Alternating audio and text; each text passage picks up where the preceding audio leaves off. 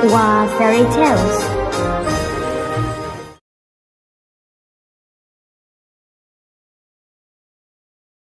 एक बार की बात है, गहरे समुद्र में एक जादुई राज्य था जिसके बारे में किसी ने कभी नहीं सुना था। वहां कई प्रकार के जीव रहते थे, जैसे कि समुद्री प्रजातियां और सुंदर जलपरी भी।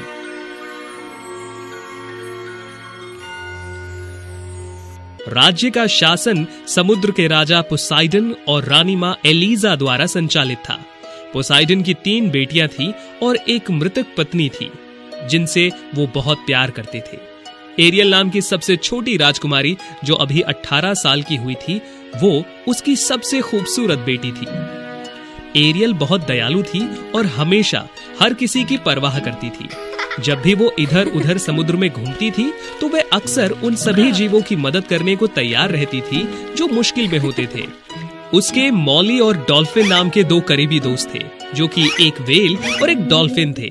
इसके अलावा उसकी माँ से विरासत में उसको मिली एक अद्भुत और लुभावनी आवाज थी। जब भी वो गाती थी, सभी प्रजातियां उसको ध्यान से सुनती थी। एरियल वास्तव में बाहर की दुनिया के बारे में और अधिक जानना चाहती थी, लेकिन उसके पिता और दादी उसे हमेशा मना करते थे। उन्होंने तीनों राजकुमारियों को कभी भी राज्य छोड़ने की अनुमति नहीं दी। मैं जो कुछ भी करता हूँ वो सिर्फ आपकी रक्षा के लिए है। मानव दुनिया बहुत खतरनाक है, साथ ही जमीन पर बसे लोगों के नियम भी हमसे अलग हैं। आपके पिता सही हैं। इस राज्य के बाहर कई खतरे हैं जिसके बारे में आप कभी सोच भी नहीं सकते। लेकिन मैं वास्तव में इंसानों से मिलना चाहती हूँ। क्या वो हमारी तरह दिखते हैं दादी? मनुष्य के पास जमीन पर चलने के लिए पैर हैं, लेकिन हमारे पास नहीं। वे केवल लगभग 100 वर्षों तक रह सकते हैं, लेकिन हमारा जीवन 300 वर्षों तक रह सकता है। जब जलपरी मरते हैं तो समुद्र स्पंज में बदल जाएगा और हमेशा के लिए समुद्र गायब हो जाएगा।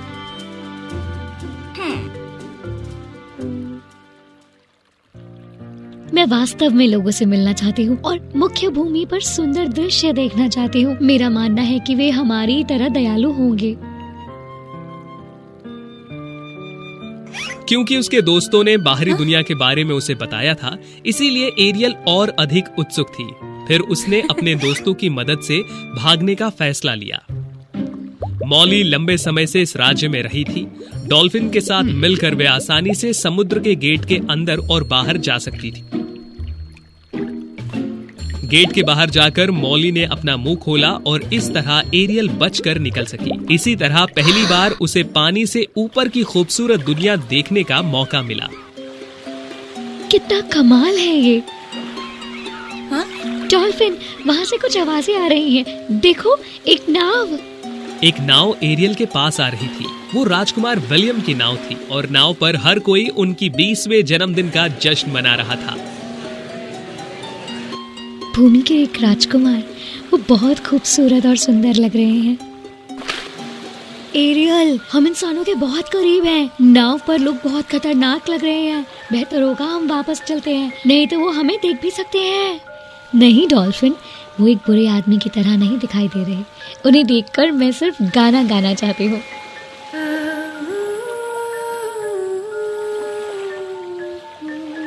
इतनी मधुर आवाज सुनकर विलियम ने आश्चर्य से चारों ओर देखा। फिर उन्होंने एक सुंदर जलपरी को खूबसूरती से गाते हुए देखा। जैसे ही एरियल को ये समझ में आया, वो चिंतित हो गई और उसने गहरे समुद्र में डुबकी लगा ली। क्या मुझे चक्कर आ रहा है? बिल्कुल नहीं, वो स्पष्ट रूप से एक सुंदर लाल बालों वाली जलपरी है। वो निश्चित रूप से वही है जिसकी वो खूबसूरत आवाज है। समुद्र के नीचे एक अंधेरी गुफा थी जो राज्य से बहुत दूर नहीं थी। ये वो जगह थी जहाँ मैडलिन नाम की क्रूर समुद्री जादूगरनी रहती थी।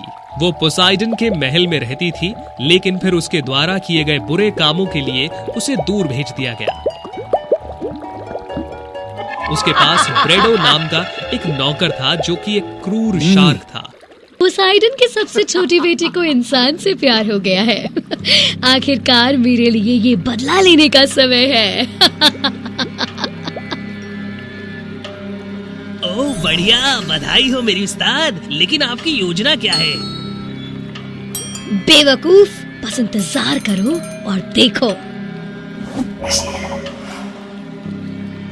तूफान, बादल, बिजली, आओ जोर से गरज के बारिश करो और नाव पर हवा डालो, उसे सागर की विशाल तूफानी लहरों से डुबा दो। मैडलिन के जादू के बाद एक तूफान ने तुरंत नाव को नष्ट कर दिया। ठीक इसके बाद नाव पत्थर की तरह डूब गई। अरे नहीं, नाव डूब रही है। डॉल्फिन, हमें उन्हें बचाना होगा। एरियल और डॉल्फिन जल्दी से तैर के गए, लेकिन वे केवल राजकुमार विलियम को बचाने में कामयाब रहे और उसे तट पर ले आए। राजकुमार, कृपया अपनी आंखें खोलें। जान में जान है। चलिए, आखिरकार आप जाग गए। विलियम वहाँ पर है। एरियल, लोग आ रहे हैं, हमें जाना है। एरियल घबरा गई और जल्दी से डॉल्फिन के साथ समुद्र में कूद गई और उन्होंने खुद को छुपा लिया। कुछ ही क्षण बाद एक राजा और एक राजकुमारी वहाँ पहुँचे। वे बेहद राहत महसूस कर रहे थे क्योंकि विलियम ठीक था। विलियम, क्या तुम ठीक हो? मैं जुलाई हूँ, तुम्हारी मंगेतर। मैं ठीक हूँ जुलाई। पिताजी, एक लड़की थी जिसने मुझे बचाया। मैं उसका चेहरा स्पष्ट रूप से नहीं देख पाया, लेकिन उसके लाल बाल थे। और क्या? इससे ज्यादा कुछ नहीं, मैं अभी भूल गया हूँ। वो निस्संदेह एक जलपरी थी जिसने उस सुंदर गीत को गाया। एरियल अपने महल में वापस लौट आई, लेकिन वो राजकुमार विलियम के बारे में सोचना बंद नहीं कर पा रही थी। राजा पोसाइडन का ध्यान भी एरियल, आपने मेरी बात नहीं मानी और मेरी अनुमति के बिना महल से भाग निकली। अब से मैं आपको एक और बार समुद्र की सतह पर जाने से मना करता हूँ। एरियल बहुत निराश थी। वो अब भी राजकुमार को फिर से देखना चाहती थी। जब वो डॉल्फिन को ये बता रही थी, शार्क ब्रैडो वहाँ आ गया। राजकुमारी, क्या आप दुखी हैं? क्योंकि आप राजकुमार को फिर से नहीं देख सकती? आप ही कैसे जानते हो? क्या आप मेरी मदद कर सकते हैं? एक ही व्यक्ति है जो आपको इंसान बनने में और राजकुमार के साथ होने में मदद कर सकता है। वो है जादूगरनी मैडलिन। विलियम को फिर से देखने की इच्छा के कारण एलियन तुरंत उसकी बात से सहमत हो गई। आप ऐसा नहीं कर सकते एरियल। अगर आपके पिता को इस बारे में पता चल गया तो मुश्किल पड़ जाएगी। बात करना बंद करो, तुम उसकी खुशी को नष्ट मत करो। उसके बाद एरियल ने डॉल्फिन को तसल्ली दी और ब्रैडो का पीछा किया मैडलिन की गुफा तक। जादूगरनी मैडलिन ने ये सब अपने जादुई बॉल में पहले से ही देख लिया था। सब कुछ वैसा ही हुआ जैसा मैंने उम्मीद की थी। मैं फिर से राजकुमार से मिलने के लिए इंसान बनना चाहती हूँ। क्या आप मेरी मदद कर सकते हैं? बहुत ही आसान है। मैं आपको पीने के लिए एक औषधि दूंगी जो आपकी पूंछ को इंसान के पैरों में बदल सकती है। उसके बाद आप अपने राजकुमार के साथ जमीन पर चल पाएंगी, लेकिन बदले में मुझे आपकी मीठी आवाज चाहिए।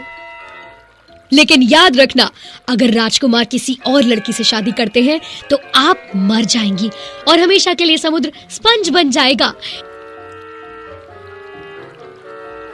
विलियम के प्रति उसके प्यार और उसके साथ रहने की इच्छा के कारण एरियल ने औषधि पीना स्वीकार किया। अब तुम्हारी मीठी आवाज मेरी है। एरियल समुद्र की सतह पर तैरने लगी। उसकी जलपरी की पूंछ धीरे धीरे गायब हो गई और इसकी जगह मानव के पैर आ गए। वो तट पर गई और उसने पैरों की आदत डालने की कोशिश की। विलियम भी वहीं था। वह भी उसे खोजना चाहता था जिसने उसे एक दिन पहले बचाया। एक सुंदर लाल बालों वाली लड़की को देखकर उसने पहचान लिया और उसकी तरफ दौड़ा। हेलो, मैं राजकुमार विलियम हूँ। आप इतनी जानी पहचानी लग रही हैं, मानो हम पहले मिले हों, है ना? लेकिन एरियल के पास अब अपनी आवाज नहीं थी। वो एक भी शब्द नहीं कह सकती थी, इसीलिए सिर्फ सिर हिला रही थी। ऐसा लगता है कि ये बात करने में सक्षम नहीं है, बेचारी। यदि हाँ, तो ये वो लड़की नहीं है जिसकी मुझे तलाश है।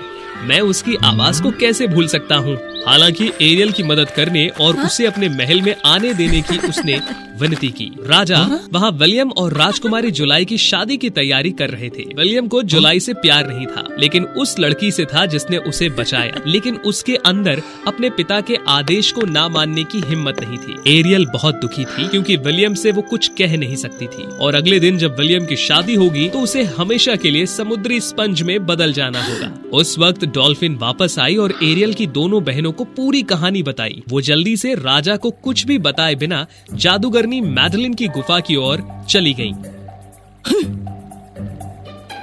मैडलिन, कृपया एरियल को रहने दो। हम आपके बहुत आभारी रहेंगे। ऐसा कैसे हो सकता है? आज 2 राजकुमारियों को मेरे जैसी जादूगरनी के आगे भीख मांगने के लिए यहाँ आना पड़ा। ठीक है, यदि एरियल ने राजकुमार विलियम को इस चाकू से मार दिया तो हमारा जादू टूट जाएगा और एरियल फिर से जलपरी बन जाएगी। एरियल जब अपनी आखिरी सुबह पीड़ा में जीने वाली थी, तब उसकी दोनों बहनें मैडलिन के चाकू के साथ पहुंची। एरियल, बेहतर होगा कि आप इस चाकू का इस्तेमाल राजकुमार को मारने के लिए करें। नहीं बहनों, मैं ऐसा नहीं कर सकती। आपको उसे जाने देना चाहिए क्योंकि वो आपसे कभी प्यार नहीं करेगा। ऐसा करो और हमेशा के लिए वापस हमारे साथ चलो। एरियल बेहद उलझन में थी। चाकू को साथ लिए वो सोते हुए राजकुमार के कमरे में घुस गई, लेकिन जिसको वो प्यार कर सकती थी वो उसके साथ इतना बुरा कैसे कर सकती थी? नहीं, मरना और स्पंज में बदलना अभी भी उसे खुद मारने से बेहतर है। एरियल समुद्र के किनारे लौट आई। चाकू को देखते हुए उसकी बहनों को पता था कि वो ऐसा नहीं कर पाई। जब सूरज उगा तो विलियम की शादी होने वाली थी। उसने बिना इच्छा के राजकुमारी जुलाई के पास कदम रखा। हालांकि उसने हमेशा उस जलपरी के बारे में सोचा जिसने उसे बचाया। एरियल इतनी दुखी थी कि वो पानी में कूद गई और एक चमकदार समुद्री स्पंज में बदल गई, जो उसकी आत्मा का अवतार था। नतीजतन समुद्री स्पंज गहरे समुद्र में डूब गया। स्पंज तब समुद्र में चला गया। समुद्री लहरों ने उसे चट्टानों से कई बार टकराया, जिसकी आवाज गायब होने से पहले एरियल के आखिरी गाने जैसी थी। ध्वनि पूरे समुद्र में गूंज रही थी, यहाँ तक कि किनारे तक भी पहुंच गई। जब शादी हो रही थी, विलियम को अचानक एक मधुर आवाज सुनाई दी, जो उसकी प्यारी जलपरी की आवाज से अलग नहीं थी। बिल्कुल, ये उसी की आवाज है। वही है जिसे मैं प्यार करता हूँ और मुझे हर कीमत पर उसके साथ रहना है। ये शादी अब नहीं हो सकती। उस समय समुद्र के नीचे एरियल का स्पंज बिखर गया और इस तरह छोटी जलपरी मैडलिन के जादू से बच गई। भगवान का शुक्र है, एरियल आप वापस आ गई। राजकुमार ने शादी को रद्द कर दिया। एरियल भी गायब नहीं हुई। मेरी सही योजना को खत्म कर दिया। ठीक है, फिर मैं खुद उसे मार डालूंगी। आप कितनी भाग्यशाली हैं, लेकिन इसका कोई मतलब नहीं होगा क्योंकि पोसाइडन को इसकी कीमत चुकानी होगी। उसे जीवन भर इसका दर्द भुगतना पड़ेगा। उस क्षण समुद्र में कुछ उथल-पुथल हुई। पोसाइडन धीरे से पानी से बाहर आया। नहीं मैडलिन, इसके बारे में सपने मत देखो, ऐसा कभी नहीं होगा। हुआ ये कि राजा को उनकी दोनों बेटियों द्वारा सूचित किया गया और वो एरियल को बचाने के लिए वहां आ गए। पोसाइडन, मैं तुमसे घृणा करती हूँ। कोई चारा नहीं है जो तुम जिंदा बच जाओ। तुम मेरी विरोधी भी नहीं हो। एरियल की आवाज वापस ले आओ ताकि मैं तुम्हें हमारी पुरानी दोस्ती के लिए माफ कर सकूं। मैडलिन ने गुस्से में हमले के लिए अपने जादू का इस्तेमाल किया और पोसाइडन ने उस पर त्रिशूल से हमला किया। चूंकि वे अभी भी कमजोर थी, इसीलिए उसे समुद्र के राजा से लड़ाई करने की पूरी कोशिश करनी पड़ी। उस क्षण रानी माँ एलिजा और एरियल की 2 बहनें भी पहुंची और उन्होंने एक साथ मैडलिन पर हमला किया। जैसे ही जादूगरनी का ध्यान भटका, वो पोसाइडन की चपेट में आ गई। उसके शरीर से चमत्कारिक सीप उड़ गई और कई टुकड़ों में बिखर गई। तुरंत उसी के साथ एरियल की आवाज वापस आ गई। बहुत अच्छा हुआ, मुझे मेरी आवाज वापस मिल गई। आप सभी को धन्यवाद। सब कुछ इस तरह से खत्म नहीं होगा। मैं निश्चित रूप से वापस आऊंगी। रुको और देखते रहो। उनकी लड़ाई के ठीक बाद विलियम तट पर पहुंचा। एरियल को देखकर उसकी ओर तेजी से भागा। आखिरकार मैं आपको देख सकता हूँ, जिसने मुझे उस समय बचाया था। आपकी खूबसूरत आवाज हमेशा मेरे दिलो दिमाग में छाई रही। मेरा नाम एरियल है, मुझे पहचानने के लिए धन्यवाद। उसके जाने के बाद एरियल ने विलियम को अपने परिवार से मिलवाया ताकि वो उनसे उनकी शादी के लिए कह सके। वे चाहते थे कि पानी के नीचे का राज्य और मुख्य भूमि एक साथ सद्भाव में रहे। एरियल और विलियम एक साथ किनारे पर खड़े थे और पानी में खड़े पोसाइडन से बात। हम वास्तव में एक दूसरे से प्यार करते हैं। क्या मेरी माँ भी इंसान नहीं थी? ठीक है, मैं सहमत हूँ। एरियल मानव दुनिया का हिस्सा बनने वाली पहली जलपरी थी। हर किसी को एक जलपरी और भूमि पर एक राजकुमार की ऐसी अद्भुत शादी को देखने का मौका मिला। वे जीवन भर सुख से रहे। Wow Fairy Tales. पिछले भाग में हमें मरमेड एरियल के बारे में पता चला, जिसने अपने सच्चे प्यार के लिए अपनी मधुर आवाज को खो दिया था और राजकुमार विलियम के साथ उसका सुखद अंत हुआ। लेकिन क्या आपने कभी उसके जन्म के बारे में सोचा है कि उसकी माँ कौन थी और उसके पास वो खूबसूरत आवाज आई कैसे? आइए आज वो फेरी टेल्स के साथ इस बात का पता लगाते हैं। बहुत समय पहले समुद्र के किनारे स्थित एक छोटे शहर में एक सुंदर और सहायक लड़की थी, जिसका काम एक चिकित्सक का था। उसका नाम था एमा। वो बहुत दयालु थी। वो गरीब लोगों का इलाज बिना पैसे लिया करती थी, जिसकी वजह से शहर में सभी लोग उसकी तारीफ किया करते थे। उसकी एबिगेल नाम की एक पड़ोसी थी, एक कपटी और लालची डॉक्टर। ये देखकर कि उसे लोगों से एमा जितना प्यार नहीं मिलता, एबिगेल ने उससे घृणा करना शुरू कर दिया। एक दिन अजीब बीमारी पूरे शहर में फैल गई। बहुत सारे लोग सड़क पर पड़े थे और दर्द से पीड़ित अपनी मौत का इंतजार कर रहे थे। एमा और एबिगेल दोनों ने सभी प्रकार की दवा का प्रयोग करने की कोशिश की, लेकिन किसी भी दवा ने बिल्कुल काम नहीं किया। एक जादुई समुद्री घास है जो केवल समुद्र के तल पर मिलती है और ये सभी प्रकार के रोगों को ठीक कर सकती है। यदि हम इसे पा सकते हो तो हम निश्चित रूप से इस शहर को बचा सकते हैं। समुद्र के तल पर? लेकिन हम वहाँ कैसे पहुँच सकते हैं? चलो हम अपने अपने तरीके से सोचते हैं। हम में से जो भी पहले पता लगा लेगा वो दूसरे को बुला लेगा। जब एमा समुद्र तल तक पहुंचने के बारे में सोचने में व्यस्त थी, एबिगेल घर में पड़ी रही और सोच रही थी कि अपने दोस्त को कैसे नुकसान पहुंचाया जाए। मैंने सुना है कि समुद्र के बाहर एक जगह है जो लोगों को जलपरी में बदल सकती है और ये एकमात्र तरीका है जिससे हम समुद्री घास को पा सकते हैं। जब तक ये शहर और सभी लोगों को बचा सकते हैं, मैं एक जलपरी बनने के लिए तैयार हूँ। कितनी बेवकूफ है, उसने वास्तव में मेरी कहानी पर विश्वास कर लिया। जलपरियां इस दुनिया में मौजूद ही नहीं है, लेकिन अगर वो इसकी वजह से अच्छे के लिए गायब हो जाए तो मुझे बहुत अच्छा लगेगा। मैं इस गहरे समुद्र के बीच उस जगह को कैसे खोज सकती हूँ?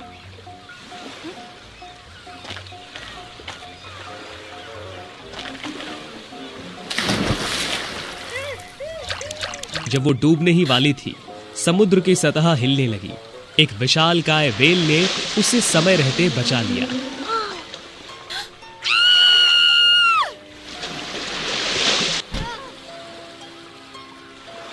भले ही तुम समझ ना सको कि मैंने क्या कहा, फिर भी तुम्हारा बहुत बहुत धन्यवाद।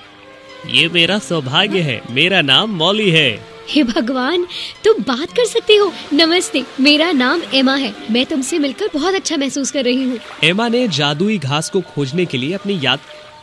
मैं उस तरह की समुद्री घास के बारे में ज्यादा नहीं जानता, लेकिन मैं आपको समुद्र की परी तक पहुंचा सकता हूं। वो आपको जलपरी बनने में मदद कर सकती है। सच? तब ये बहुत अच्छा होगा। कृपया मुझे वहाँ ले चलो। ठीक है एमा, कसकर पकड़ कर बैठो।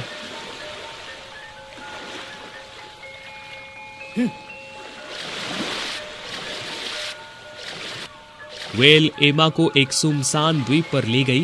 वहां केवल एक छोटा सा घर था जो परी का था।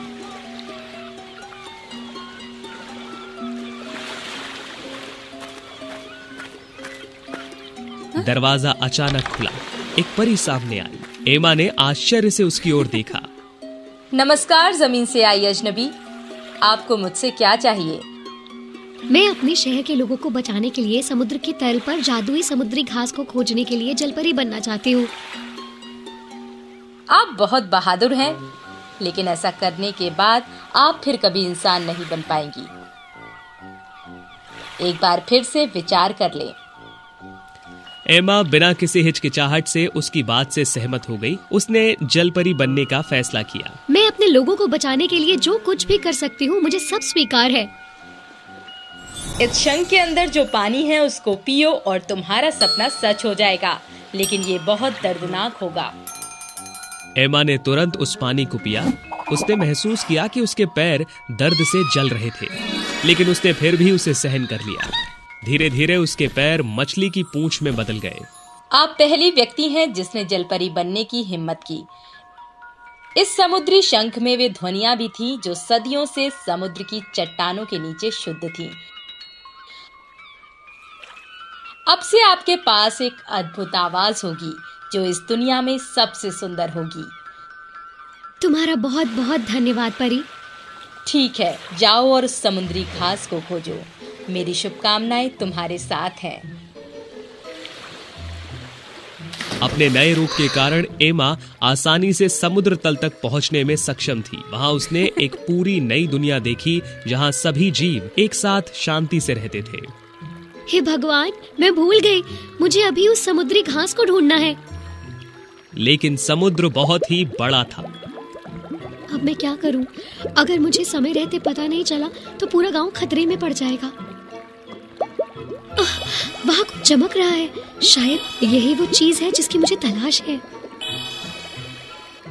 ये एक कोरल रीफ था जो समुद्री घास से घिरा हुआ था। उसे महसूस हुआ कि कोई उसे देख रहा है। एक बड़ा शार्क दिखाई दिया और उसके चमकीले दांत भी। हे भगवान, एक शार्क, मेरी मदद करो। ओहो, आज का मेरा पहला शिकार एक अजीब जलपरी है। वाह भाई वाह, वो भी उस समय जब मुझे भूख लगी हो। शार्क एमा तक पहुंचने ही वाली थी, लेकिन एक बिजली जोर से कड़की और वो वहीं रुक गया। ब्रैडो, यहीं रुक जाओ। ब्रैडो, आपने नियम को तोड़ने और एक जलपरी पर हमला करने की हिम्मत कैसे की? कृपया मुझे माफ कर दो राजकुमार, मैं ऐसा फिर कभी नहीं करूंगा। डरो मत, वो शार्क चली गई। वैसे मैं राजकुमार पोसाइडन हूँ जो समुद्र पर शासन करता है। मेरा नाम एमा है, मुझे बचाने के लिए धन्यवाद।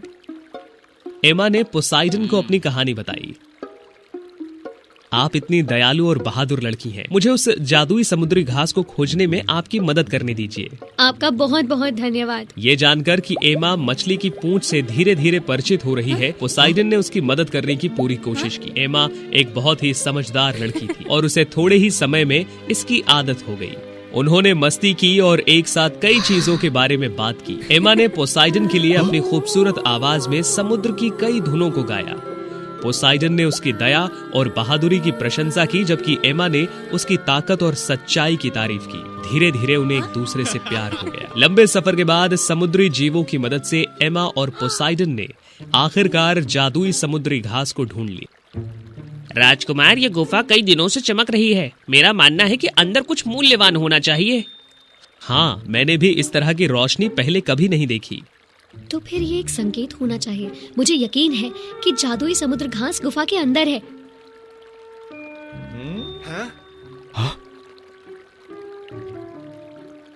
गुफा के अंदर गहराई में एमा ने जादुई घास को पाया जो सभी प्रकार के रोगों का इलाज करती है। आखिरकार मैंने इसे पा ही लिया। मेरे शहर के लोग अब बच जाएंगे। जीवन का कितना जादुई जीव है। मैं बहुत लंबे समय से समुद्र में रहा हूँ, लेकिन मैंने कभी इस तरह की समुद्री घास को नहीं देखा।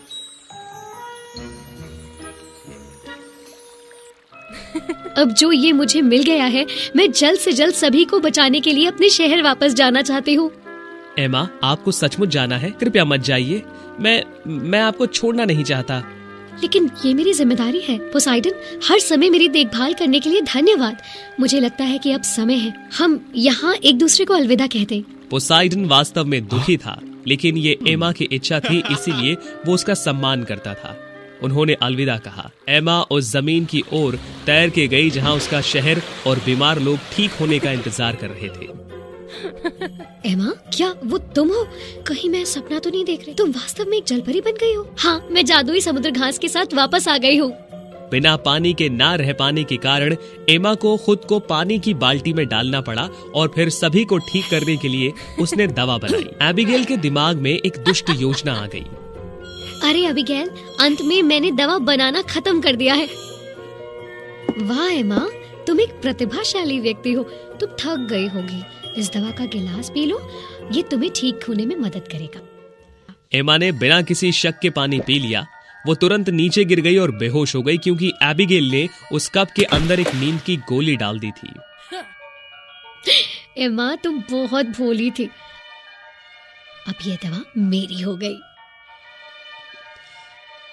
एबिगेल ने गांव के सभी लोगों में दवा बांटी। हैरानी की बात थी, हर कोई बहुत तेजी से ठीक हो गया और बीमारी तुरंत खत्म हो गई। हे भगवान, आखिरकार हम बच गए। इसकी वजह एबिगेल की जादुई दवा है। वो वास्तव में एक महान चिकित्सक है। मुझे आप लोगों के लिए इस दवा को बनाने के लिए अलग अलग स्थानों पर जाना पड़ा। बहुत समय और बहुत प्रयास लगा। ओह, बहुत बहुत धन्यवाद। एमा के बारे में क्या? वो कहाँ है? एमा, जब मैं दवा खोजने में व्यस्त थी तो वो केवल समुद्र तट पर खेल रही थी और उसे जलपरी बनने की सजा दी गई थी। क्या जलपरी? अविश्वसनीय। उसने ऐसा क्या किया है जो उसे सजा दी जाए? अगर आप लोगों को विश्वास नहीं है तो मेरे पीछे उसके घर चलो और खुद ही देख लो। हर कोई आश्चर्यचकित था कि एमा वास्तव में एक जलपरी में बदल गई थी। उस समय वो धीरे धीरे जागने लगी। आप लोग सब ठीक हो गए, लेकिन आप इतने गंभीर क्यों दिख रहे हैं? क्या हो रहा है? सब लोग आप लोग सब देख सकते हैं, अब वो एक राक्षस में बदल गई है। शैतान का एक अवतार, एक चुड़ैल की तरह घृणित। एक मनुष्य होकर ये एक निम्न वर्ग और असामान्य जलपरी कैसे बन सकते हैं? अबिगेल, तुमने ऐसा क्यों कहा? क्या हम दोस्त नहीं हैं? चलो इस शहर की बहादुर व्यक्ति अबिगेल की बात सुनते हैं। शैतान, चुड़ैल, राक्षस एमा, तुम एक नीच जलपरी हो। चली जाओ यहाँ से। एबिगेल ने जो कुछ भी कहा उस पर सभी लोगों ने विश्वास किया। उन्होंने एमा पर चिल्लाया और समुद्र तक उसका पीछा किया। आप लोगों को मुझ पर विश्वास करना होगा। मैं हूँ वो जिसने शहर के लोगों के लिए इस दवा को खोजा है। मैं कुछ गलत नहीं कर सकती। उस समय समुद्र की सतह हिलने लगी। राजकुमार पोसाइडन गुस्से में बाहर निकले और लोगों की भीड़ पर बिजली से हमला किया। आप लोग बिल्कुल आभारी नहीं हैं। एमा को जलपरी बनने के लिए अपने पैरों का त्याग करना पड़ा और आप लोगों को बचाने के लिए कई दिनों तक उस समुद्री घास को खोजते रहना पड़ा। लेकिन अब आप लोग उस पर आरोप लगा रहे हैं। पोसाइडन की बात सुनकर शहर के लोगों ने दवा के जार की जाँच की। अरे सब लोगों, देखो मुझे क्या मिला। दवा के अंदर वास्तव में एक मछली का शल्क है। मछली का शक्ल? लेकिन ये तो केवल एमा के पास है। तो क्या हमें एमा ने बचाया? हम सब गलत थे। हमने एबिगेल की बातों पर विश्वास किया और उस पर आरोप लगाए। एबिगेल, इस शहर से अभी बाहर निकल जाओ। हम तुम जैसे बुरे व्यक्ति को कभी माफ नहीं करेंगे। हमें क्षमा करें एमा, हमने बहुत बड़ी गलती करी। हम ऐसा फिर कभी नहीं करेंगे। मानव जाति कितनी दुष्ट और शरारती है। हमेशा एक दूसरे से घृणा करती है और किसी से भी नफरत करने के तरीके ढूंढती है। उन्होंने यहाँ तक कि भेदभाव किया और उस व्यक्ति का पीछा किया जिसने उनकी मदद की, क्योंकि वो एक जलपरी बन गई थी। मैं अब एमा को यहाँ रहने नहीं दे सकता। अब आप एक जलपरी बन गई हैं। यहाँ भूमि पर रहना आपके लिए चुनौतीपूर्ण होगा। अब आप समुद्र की हैं। मेरे साथ आइए, मैं आपको अपनी माँ समुद्र की रानी के सामने प्रस्तुत करूंगा। वे आपसे मिलकर बहुत खुश होंगी। अपने प्रेमी की सलाह सुनकर एमा रो पड़ी और जाने से पहले अपने शहर को फिर से देखा। फिर एमा और पोसाइडन एक साथ समुद्र में लौट आए थे। आगे क्या होता है?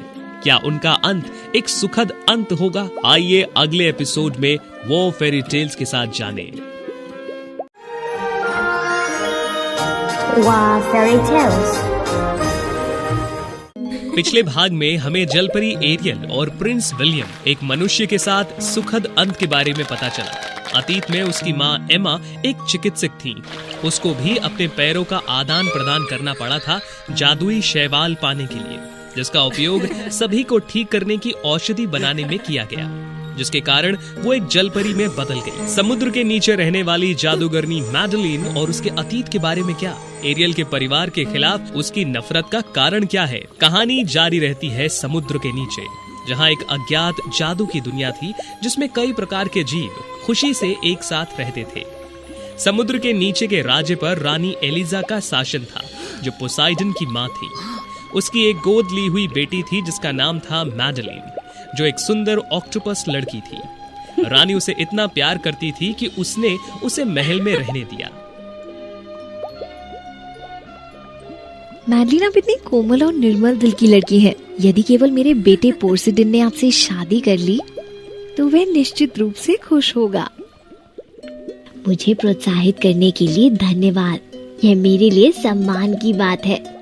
लेकिन मैडलिन ने सिर्फ दयालु होने का नाटक किया। दरअसल वह समुद्र की एक दुष्ट जादूगर भी थी। एक बार पोसाइडन को देखने के बाद मैडलिन को तुरंत सुंदर और मजबूत राजकुमार से प्यार हो गया। राजकुमार पोर्सिडन, आप जल्द ही मेरे हो जाएंगे। फिर मैं समुद्र की अगली रानी बन जाऊंगी। इसीलिए मैडलिन ने खुद को खूबसूरत किया ताकि महल में जाने का मौका मिल सके। फिर उसने रानी एलिजा का दिल जीतने और राजकुमार पोसाइडन को अपनी ओर आकर्षित करने की कोशिश करी, लेकिन राजकुमार ने कभी भी उसकी तरफ ध्यान नहीं दिया। अब से मैडलिन मेरी गोद ली हुई बच्ची बन जाएगी और इस महल में रहेगी। आओ एक दूसरे को जाने।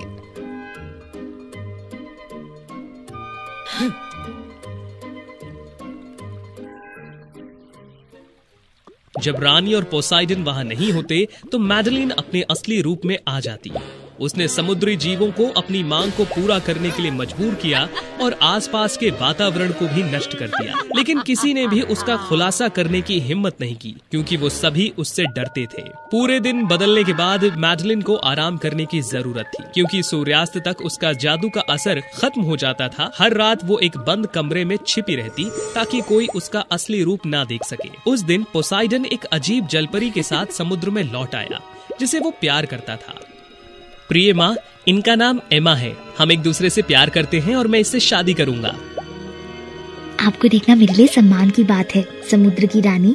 जैसा कि वो हमेशा इस बात को अपने मन में रखती थी कि उसका बेटा मैडलिन से शादी करेगा, उसने उसके प्यार को सख्त बिल्कुल नहीं, मैं सहमत नहीं हूँ। मैं कभी भी किसी अजनबी को अपने बेटे से शादी नहीं करने दे सकती। ये कौन है? ये कहाँ से है? मैं जमीन पर रहने वाली एक इंसान हुआ करती थी, लेकिन कुछ भाग्य के लिए मैं एक जलपरी बन गई हूँ। हम समुद्र में मिले थे और तुरंत मुझे पता चल गया कि मैं इससे प्यार करता हूँ। पोसेडोन, आपको फिर से सोचना चाहिए। एमा एक मानव है और सभी मानव बुरे होते हैं। आप जानते हैं, एक दिन भी आपको नुकसान पहुँचा सकती है। वह इस जगह से संबंधित नहीं है। रानी, मुझे लगता है कि आपने मानवता को गलत समझा है। मैं इतनी बुरी इंसान नहीं हूँ। हालांकि वे एक जलपरी बन गई है, एमा केवल एक मानव की तरह लगभग 100 वर्ष तक जीवित रह सकती है, हमारे जैसे लंबे समय तक नहीं। उस वक्त आप निश्चित रूप से बहुत दुखी महसूस करेंगे। पोसेडोन, मेरी बात सुनो, उसे छोड़ दो और मैडलिन से शादी कर लो। माँ, लंबे समय तक खुशी के बिना रहने से बेहतर है थोड़े समय के लिए एक साथ रहना, और फिर मैं मैडलिन को सिर्फ बहन मानता हूँ। इतना चिंतित होने के बावजूद रानी ने तब भी एमा को वहाँ रहने दिया क्योंकि राजकुमार अपने निर्णय को लेकर बहुत दृढ़ थे। जब से एमा आई, उसकी सुंदरता और अद्भुत आवाज ने धीरे धीरे समुद्र में रहने वाले सभी जीवों का दिल जीत लिया था। एक प्रभावशाली चिकित्सक होने की वजह से वह उनकी बीमारियों में भी मदद करती थी। वो हमेशा अपने साथ प्राथमिक चिकित्सा उपकरण और कई तरह की समुद्री जड़ी बूटियां रखती थी। उसकी दया के लिए सभी उससे बहुत प्यार करते थे, यहाँ तक कि रानी एलिजा भी उसके प्रति अपने विचार को बदल रही थी। राजकुमार पोसाइडन भी उसकी देखभाल करते और हर रोज उसके साथ समय बिताते। मैडलिन ने जिस तरह से उम्मीद की थी, सब कुछ वैसा नहीं हुआ और इस वजह से उसे बहुत गुस्सा आया। एमा, तुमने मेरी सारी योजना को बर्बाद कर दिया। मुझे तुमसे नफरत है। मैं तुम्हें हमेशा के लिए गायब कर दूंगी। पोसेडोन, तुम्हें मेरा होना होगा। मैडलिन ने अभी भी एमा के साथ अच्छा होने का नाटक किया क्योंकि वो उसके पास एक साजिश के साथ। एमा, मैं वास्तव में समुद्र के ऊपर की खूबसूरत दुनिया देखना चाहती हूँ। क्या तुम मुझे उस स्थान पर ले जाओगी जहाँ तुम रहती थी? जरूर, मुझे खुशी होगी। एमा ने मैडलिन की साजिश और उसके नौकर ब्रेडो शार्क के बारे में जानकारी के बिना खुशी से उसकी बात को स्वीकार कर लिया।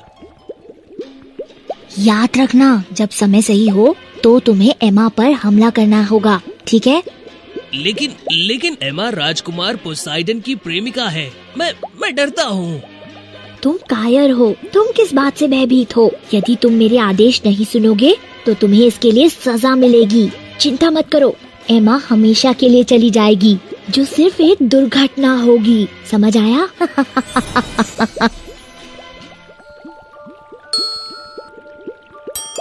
वे वहाँ हैं, उनका पीछा अभी करें। उन्हें इसकी उम्मीद कभी भी नहीं थी। एमा की दोस्त वेल मॉली ने चुपके से पीछा किया और ब्रैडो की बुरी साजिश का पता लग गया।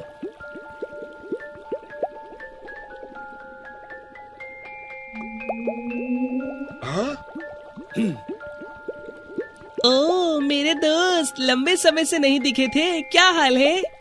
मॉली, तुम कब से मेरी दोस्त बन गई? मेरे रास्ते से हट जाओ। मौसम आज सुंदर है तो हम दुश्मनी को भूलकर एक साथ टहलने के लिए क्यों नहीं चलते? दूर रहो नहीं तो मैं तुम्हें खा जाऊंगा। क्या मजाक कर रहे हो तुम मेरे साथ? मुझे खाओगे? कोशिश करके तो देखो। अरे यार, इतनी जल्दी क्यों जाना चाहते हो? मेरे साथ थोड़ा और खेलो। मॉली से परेशान होकर ब्रैडो के पास एमा पर हमला करने का कोई रास्ता नहीं था। ब्रैडो को बिना देखे लंबे समय तक इंतजार करने के बाद और अंधेरा भी हो गया था, मैडलिन वास्तव में गुस्सा थी। क्या बेकार शार्क है। मैं अब अपने असली रूप में लौटने वाली हूँ। एमा, सूर्य अस्त हो गया है, इसीलिए हमें अब समुद्र में वापस जाना चाहिए।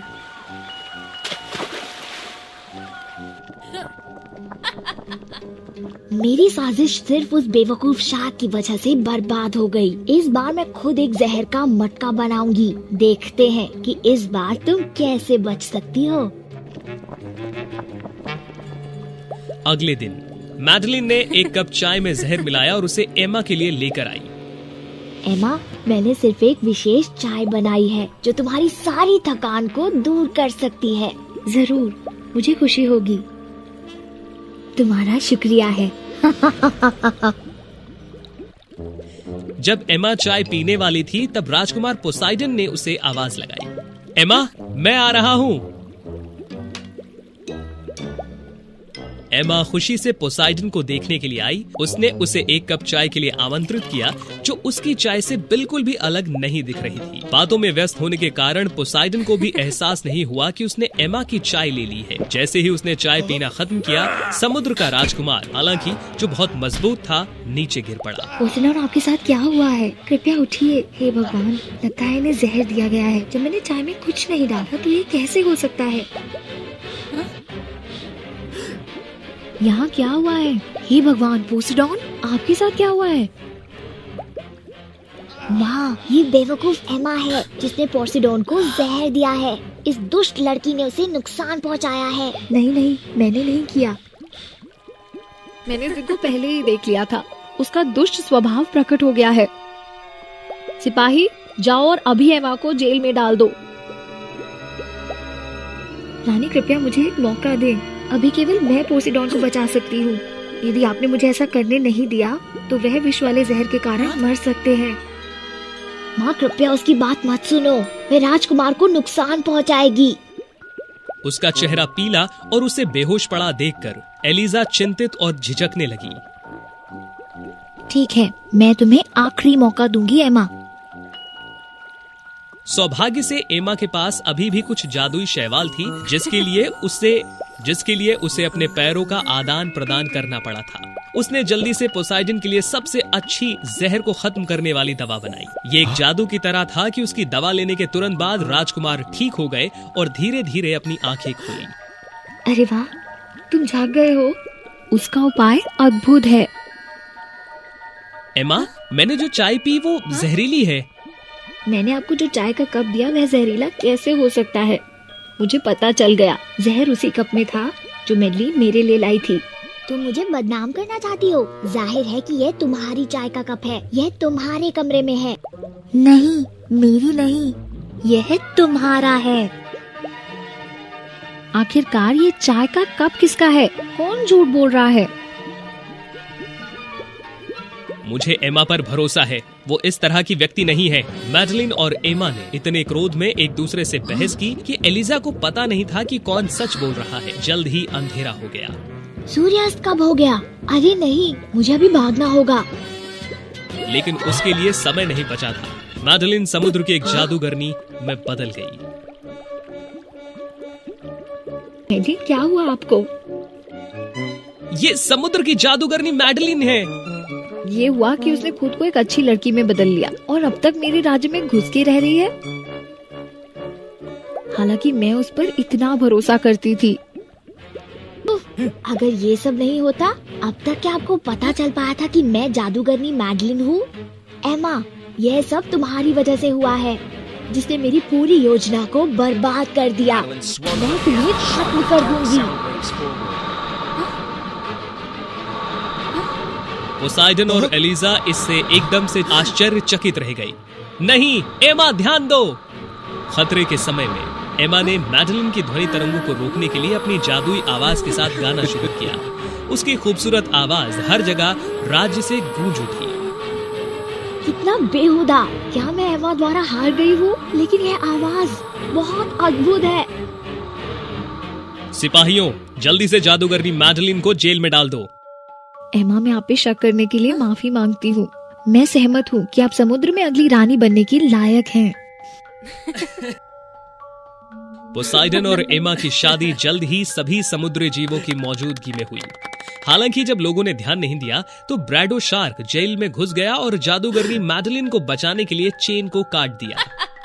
एमा, पोसिडोन, एलिजा, मैं तुम सभी से नफरत करती हूँ। मैं भगवान की कसम खाती हूँ कि मैं एक दिन तुम सबसे बदला लेने के लिए वापस आऊंगी। रानी एलिजा ने तब पोसाइडन को अपना सिंहासन दिया, जो नए समुद्री राजा बने। पोसाइडन और एमा एक बहुत खुशहाल जीवन जीते रहे और उनकी 3 खूबसूरत जलपरी राजकुमारियां हुई थी। सबसे प्यारी छोटी राजकुमारी अभी पैदा हुई थी, एरियल, हमारी छोटी जलपरी।